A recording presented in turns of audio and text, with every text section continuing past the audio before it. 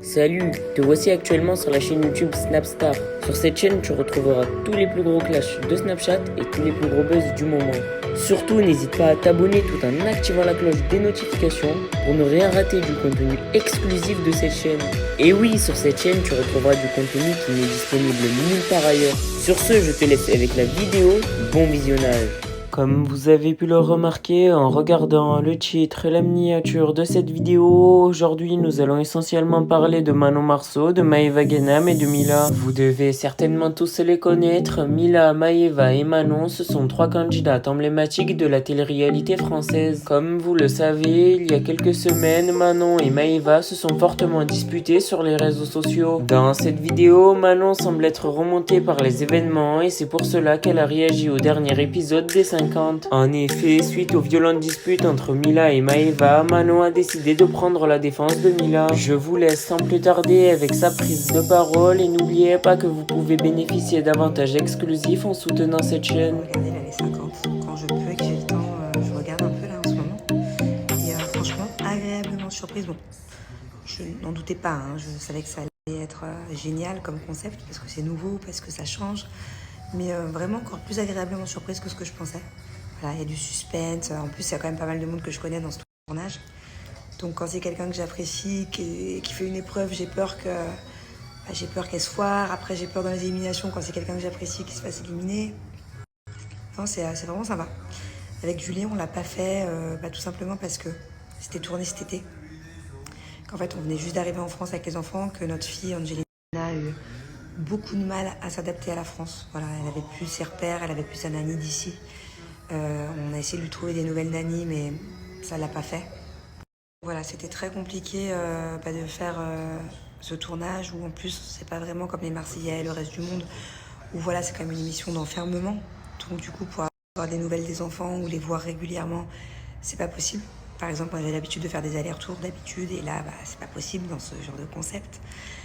Donc voilà, c'était pas facile pour nous de laisser les enfants en France, sans repère, ils n'avaient pas leur habitude. Et en plus, j'ai pris des nannies, moi, en France, des nouvelles, et ma fille, ça l'a pas fait du tout, quoi. Et en plus, ça, le jour du début du tournage, heureusement qu'on n'y était pas, parce que la nanny nous a plantés. En fait, elle est rentrée chez elle. Finalement, son copain lui manquait, elle a préféré rentrer. Donc ça veut dire qu'en fait, je me serais retrouvée le premier jour du tournage, on se serait retrouvé avec Julien sans nanny. Voilà, donc c'était pour ça que c'était pas facile pour nous de participer, mais en tout cas, je suis ravie d'être sur mon canapé et de regarder, voilà. Ouais, cet été, c'est vrai qu'Angelina, c'était beaucoup maman. Bon, encore maintenant d'ailleurs. Mais il y a eu un temps d'adaptation où elle a dû s'adapter à la France,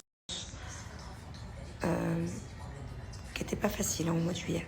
Voilà, elle a eu des petits changements dans son comportement. Bon, après, ça allait tout de suite mieux, parce qu'après, à force de voir la famille de France, tout ça, et d'être habituée, ça allait mieux, mais voilà, c'était un peu compliqué, quoi. On n'est jamais parti plus de 48 heures avec Julien. Je crois qu'on s'est fait une fois Monaco, une nuit. Mais voilà, sinon on était tout le temps avec les enfants, quoi. Mes amours, aujourd'hui ça a été matinée visite. On a visité des maisons. D'ailleurs, je voulais vous faire quelques vidéos, mais j'ai oublié. Alors pourquoi ? Parce que, pour ceux qui n'ont pas suivi des épisodes, c'est la famille, notre maison est en construction, notre grosse maison. On a tout pété, on a agrandi. On ne sait pas encore si on va revivre dedans ou si directement on va trouver un acheteur. Voilà, parce que le but c'est quand même de la revendre. Donc à voir. Mais en attendant, on loue. Là on est dans un appartement très bien situé, on adore, mais bon, quand même très cher. Quand tu loues ici à Dubaï, que ce soit sur Airbnb ou que ce soit au mois, c'est très cher. Donc en fait des fois ça vaut plus le coup de louer à l'année un truc. Ça revient limite au même prix que si tu loues 6 mois au mois. Et en fait, là, on a visité une maison très agréablement surprise. C'est la première visite. Hein. C'est peut-être même la bonne d'ailleurs. Et du coup, on va voir ce qu'on fait. Un bébé. T'en as pensé quoi ? Point positif ? Première maison, coup de cœur. Ouais, c'est vrai, mais est-ce que c'est pas parce que... En fait, c'est trop bien parce que derrière, tu as vraiment une deuxième maison pour tous les employés. Ouais, c'est vrai. Ils ont leur très indépendance, très la maison grande. elle est super grande, il y a 2 salons, il y a 5 chambres, des salles de bain partout. Moi, le seul truc que j'aime pas, c'est un peu les salles de bain, quoi. Il va falloir changer de truc. Ouais, donc très contente de cette première visite. Et là, entre-temps, j'ai reçu des appels justement d'un agent immobilier qui m'a envoyé d'autres maisons qui ont l'air aussi pas mal en photo. En fait, je pense qu'on est trop des cœurs d'artichaut, Julien et moi. D'ailleurs, une fois, dans le sud à Marseille, on avait voulu acheter une maison. Et heureusement, nous avait... Heureusement... C'est Quoi fermé. Quoi, c'est fermé? Ça va avoir 3 heures. Ah merde. Heureusement, on nous avait refusé la vente parce qu'en fait, il y avait quelqu'un qui avait fait une meilleure proposition. Parce qu'au final, la maison qu'on a achetée, elle était encore mieux. Donc des fois, on se précipite trop. C'est pour ça, genre calmos. Dites-vous que ça date que depuis de hier soir 22h, on s'est dit, allez, tu sais quoi, viens, on loue une maison à l'année. Au lieu de louer au mois, de se faire allumer sur les prix, vas-y, viens, on loue à l'année. Et en fait, on est trop impulsif. On change trop d'avis tout le temps. En plus, ça va faire des économies parce qu'il faut savoir que on est en train de louer un box. Ici, les box, ça coûte super cher et pourtant, j'ai pas pris les trucs de box modernes près du centre-ville. Non, j'ai pris un box, un storage à 40 minutes de route, un peu loin.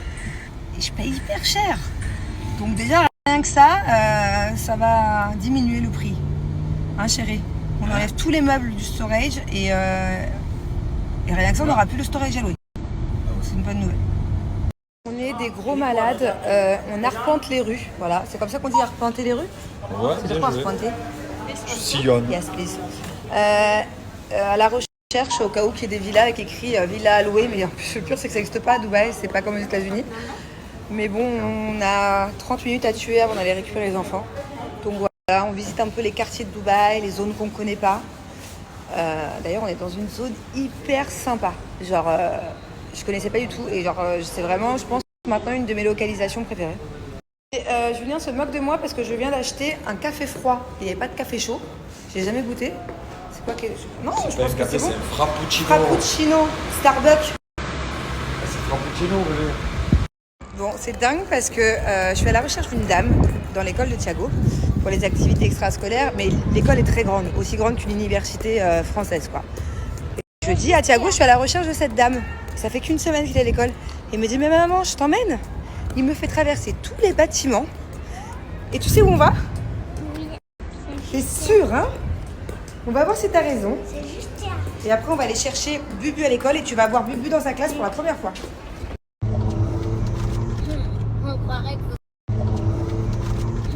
Petit mon amour de ma vie, t'as passé une bonne semaine à l'école? T'es fatigué? Ah bon? Thiago, même quand il est fatigué, il déteste faire la sieste. Ah, c'est vrai. Beaucoup. Je crois qu'il va falloir réouvrir. Beaucoup. Je crois.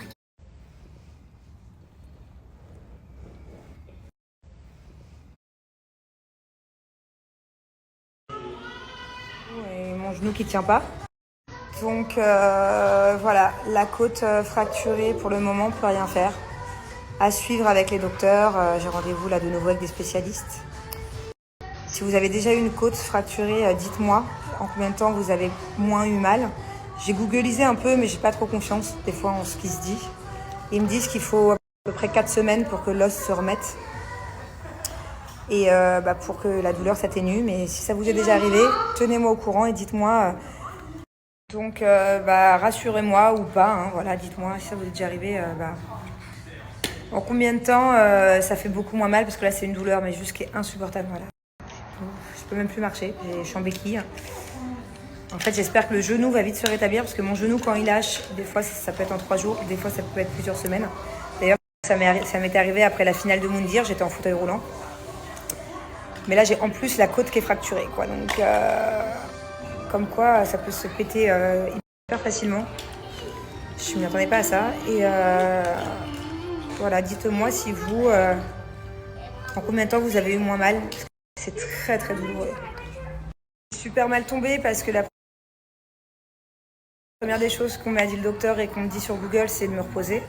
Sauf que je suis en plein projet. J'ai en plus de ça la petite qui rentre à la crèche ce matin. J'étais obligée d'y aller en béquille. Attention, mon bébé, j'ai beau. Et pareil, demain matin, je pense que l'adaptation, elle va être très longue. Donc tant qu'elle ira pas avec le sourire et qu'elle pleurera, il faudra que je l'accompagne tous les matins. Et c'est difficile pour moi de me déplacer.